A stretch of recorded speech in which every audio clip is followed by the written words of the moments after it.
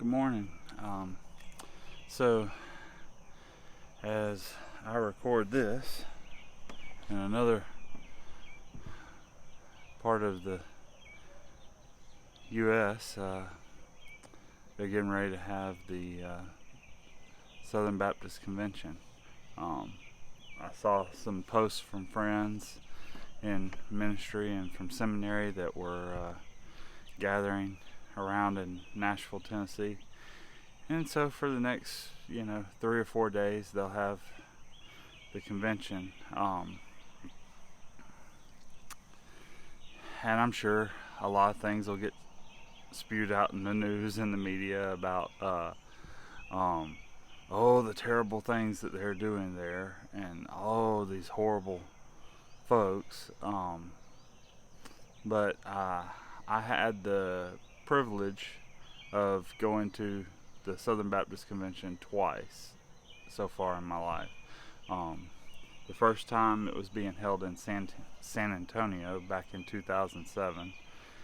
I remember me and my wife, we barely could manage everyone else that was in the same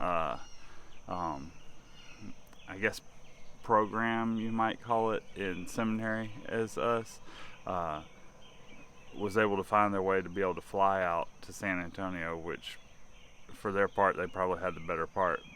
We were unsure of our primary transportation, so we rented a car, a little subcompact Chevy Aveo, and drove all the way from New Orleans to San Antonio, Texas. Little did we know, as soon as you got past Houston, there was like nothing.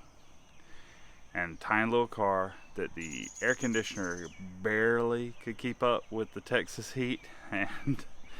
But we made it, and funny enough, the first Southern Baptist Convention I went to, because of the nature of the program that we were in, it was a pilot for a model that was gonna be a good thing for years to come.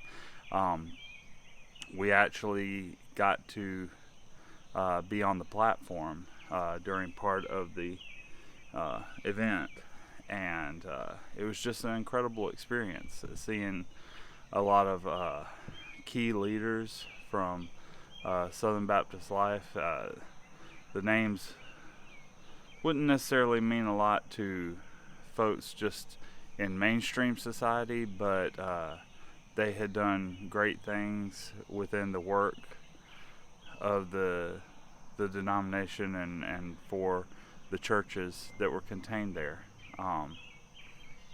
The second time I got to go to an SBC, it was a totally different story.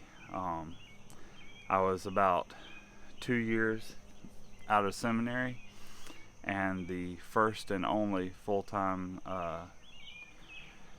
church ministry position I had ever held was being forcibly drawn to a close. The convention was in Orlando, and I remembered all the incredible folks that I met through my first experience at the Southern Baptist Convention. So with it being in Orlando, of course, we had another child. We only had one that got to stay with the grandparents the first time we went, and the second time we had 2 kids, and so we opted, we brought my mother, their granny, along with us, and they stayed at Disney, and I would use the vehicle to scoot over to the convention in Orlando while they had fun at Disney. And I'll just say, we had some good moments from that trip, but to be honest, it was, I think the better part would have been choosing to just spend the time with my family in Orlando together.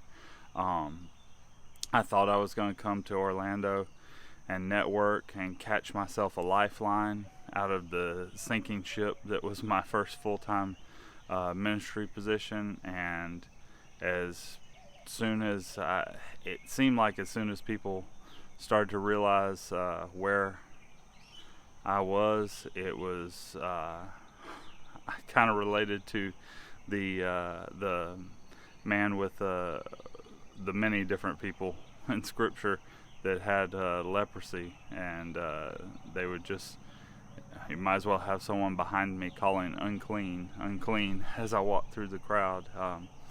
I didn't really make any connections, and long story short, about 6 months later, we had moved out of the town that church was in, and we're back up in northeast Louisiana, scrounging around for any part-time or piecemeal jobs that we could put together until we could find something more constant or stable.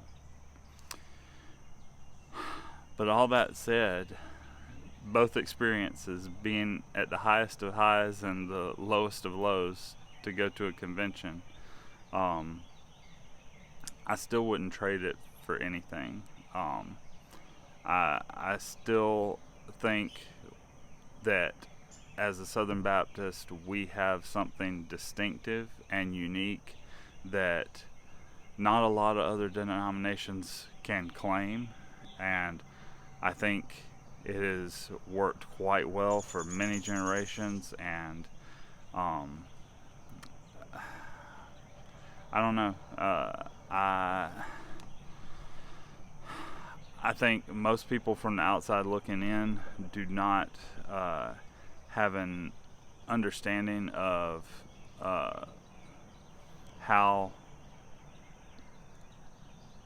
things in that denomination work. They think it's just like any other religious denomination, and that some diocese or some hierarchy is pronouncing what has to be and what has to be done, and that is not the case in Southern Baptist life. But it's not so free will autonomous to where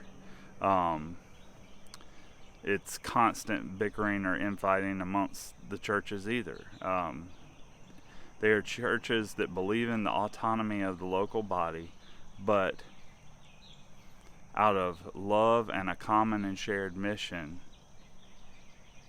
decide to partner and associate voluntarily with one another. Despite any differences,